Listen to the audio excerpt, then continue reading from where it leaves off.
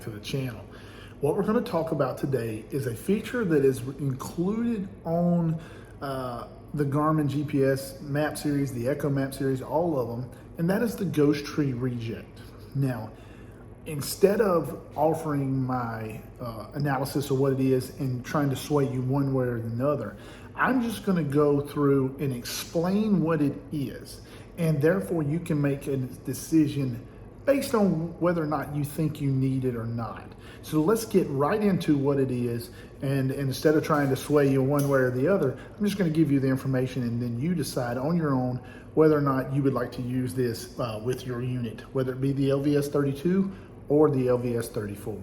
Now, we'll say this, the LVS32 has a little bit more of a pronounced ghost tree than the LVS34 does. They have done a little bit better job in improving this on the LVS34, but you know, you be the judge, and once you understand what it is, then you can choose what's best for your unit. Let's go.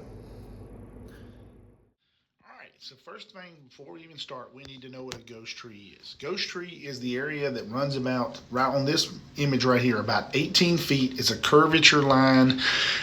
It looks, for lack of a better term, like a tree. And what it is when one of the beams hits the bottom, it bounces off at an angle and intersects another beam. And therefore, when it intersects the other beam, these beams start to show up and create, for lack of a better term, a ghost tree. Now, what Garmin did was they've come up with a way by turning it on low, medium, or high. They're redirecting the power away from certain beams and redirecting it toward other beams. For example, low. What it does is it just turns one of the beams off and redirects it toward more power toward the top beams. Now you can see the effects as they take place in here.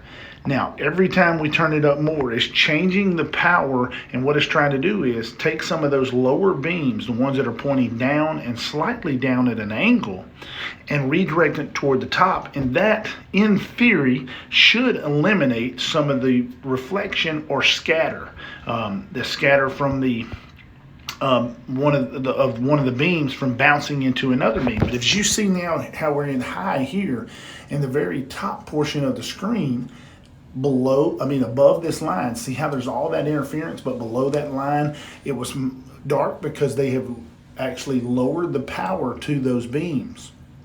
Now, not saying that this doesn't work in theory, but you got to realize whatever's in that area is not going to have as good or as good a return. Now, I'm not going to say it doesn't work. It's just something that on the 34 I don't use a lot.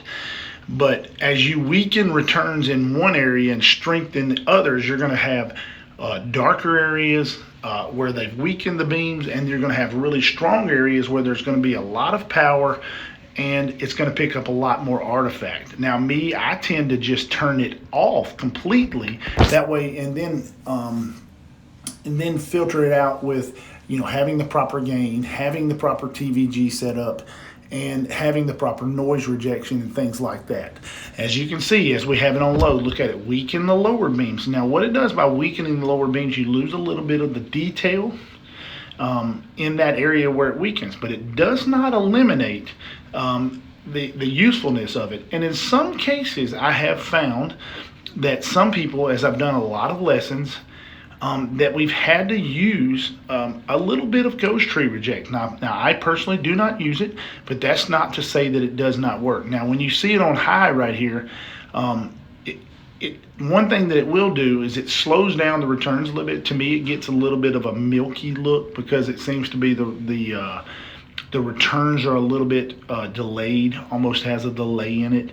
And that's simply from filtering and all the things that go with it. So if you turn ghost retreat higher, low, medium, and then higher, you're going to have to adjust some of your other settings like gain or color gain or your noise reject. All right, guys, now that you've seen what it is, now you can make an educated guess. Now that we're at the end of the video, what I'm going to do is I'm going to tell you that I do not use ghost tree reject at all.